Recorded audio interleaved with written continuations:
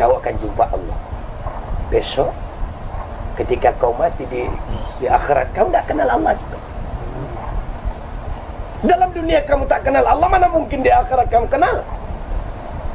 Kamu kenal namanya, datang bermacam-macam mengaku Allah. Yahudi masih kenal Tuhannya. Ketika ditanya siapa Tuhan kamu, Uzair anak Tuhan. Nasrani masih kenal Tuhannya. Ketika ditanya siapa Tuhan kamu, Isa Tuhan. Oh, dia kenal. Majusi ditanya siapa Tuhan kau, ketika roh-roh, api dan sebagainya, kenal dia. Agama Tenri tanya Jepang, siapa Tuhan kau, matahari, kenal. Buddha ditanya siapa kamu, Dewi Kuan Yin, kenal. Orang yang mengaku Islam, siapa Tuhan kamu, Allah, kau kenal? Ya pokoknya Allah. Ya, kamu tak kenal. Kenal nama. Maka itu kamu terpekik-pekik dengan nama, tetapi kamu tidak tahu Tuhan. Padahal Tuhanmu sangat dekat daripada kamu. Orang yang kenal kepada Tuhan, ketika diucapkan nama Allah itu, bergetar hatinya, hancur hatinya, karena dia tak tahu Tuhan. Orang yang tak tahu Tuhan, dibacakan nama Tuhan, dia tenang-tenang saja, karena memang dia tak kenal kepada Tuhan. Mana mungkin dia takut kepada Tuhannya? Mana mungkin? Orang yang mengenal nama Allah, Ar-Rahman, Ar-Rahim, Al-Malik, Al-Qudus, bertakutkan kepada Allah? Tidak. Dia lakukan Huwallahul ladzi la ilaha illa huwar rahmanur rahim. Kamu hanya kenal dengan namanya, maka kamu lakukan dia. Makanya ketika kamu berkata Abdurrahman, orang yang kenal Abdurrahman takutnya karena kuasa Abdurrahman ada. Ketika di samping Abdurrahman mengucapkan Abdurrahman, yang kenal Abdurrahman itu dekat kamu itu. Ngapain kau kuat-kuat? Bukan Abdurrahman, peka, tuli. Tak tuli Abdurrahman itu.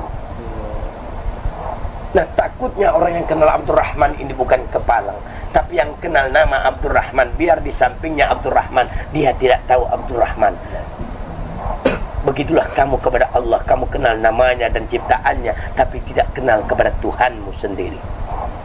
Maka mereka yang tidak kenal kepadaku di dalam dunia, kata Allah, aku jadikan mereka di kemudian hari dengan tidak bermata, sehingga mereka buta.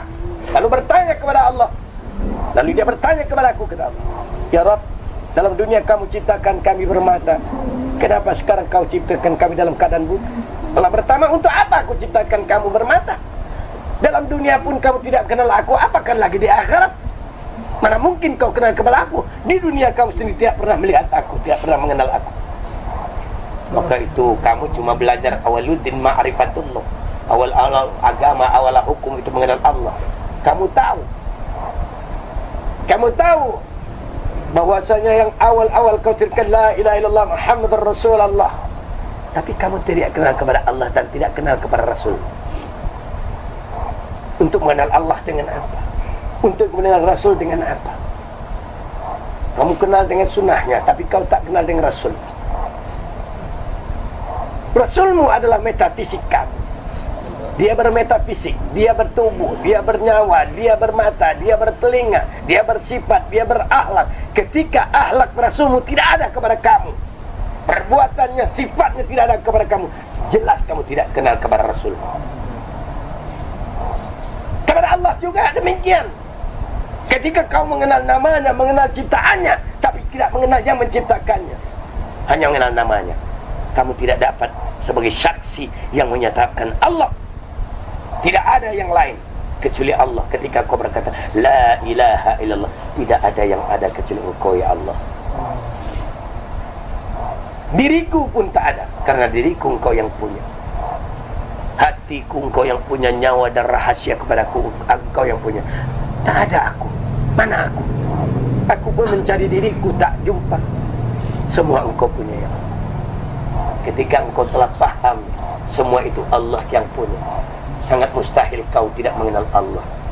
Ketika sarung, tahu bahwa di dalam sarung ada pisau yang sama bentuknya dengan sarung, tetapi sarung bukan pisau.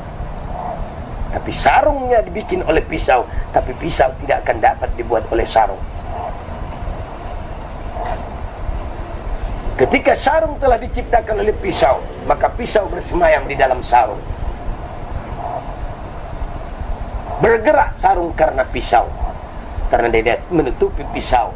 Kalau tidak perlu sarung, pisau tidak perlu memerlukan sarung lagi, dia buat sarung yang baru. Untuk apa bikin sarung yang tidak baik? Maka kamu adalah saksi. Tubuhmu saksi Allah.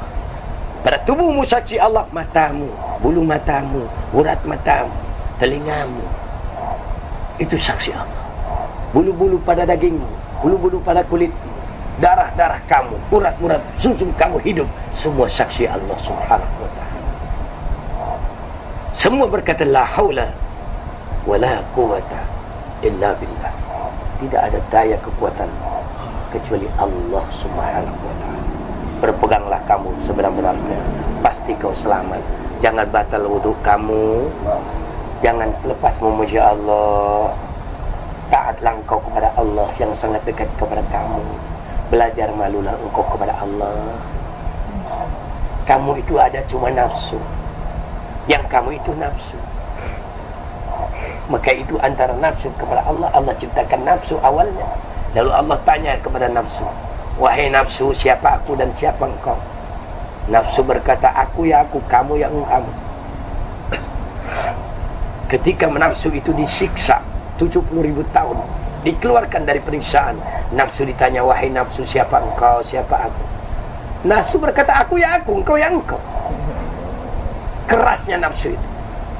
Ketika nafsu itu direndam dalam air 70.000 tahun, dikeluarkan, ditanya nafsu, wahai nafsu, siapa engkau, siapa aku? Nafsu berkata, engkau ya engkau, aku ya aku. Ketika nafsu dibakar 70.000 tahun, ditanya nafsu, wahai nafsu, siapa engkau, siapa aku? Maka nafsu berkata, aku ya aku, engkau ya engkau. Ketika Allah puasakan nafsu, baru satu hari Allah tanya, wahai nafsu, siapa engkau, siapa aku? Nafsu berkata, Allahu Rabbi wa ana abduka ya Allah. Baru dia berkata, engkau wahai Tuhanku dan aku hamba engkau. Maka puasakan nafsu kamu supaya tidak ada ego kamu. Serahkan semua ini memang kepunyaan Allah, tidak ada milik kamu. Tidak ada milik nenek kamu, datuk kamu, kakek kamu. Mana ada? Semua Allah punya. Baru benar kau berkata la ilaha illallah. Tidak ada yang ada kecuali Allah.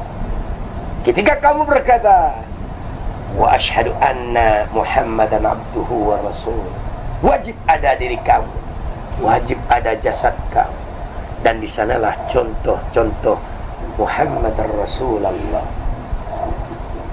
Berkata iya, berpakaian iya, berjanggut iya, berserban iya. Itulah sunnah, itulah pembuktian Muhammad. Dengan sunnah-sunnahnya yang kau laksanakan, ada pada diri kamu yang kau pertahankan, samalah engkau telah berjumpa Rasulullah sallallahu alaihi wasallam, dan pasti engkau berjumpa kepadanya. Amin ya rabbal alamin. Assalamualaikum warahmatullahi wabarakatuh.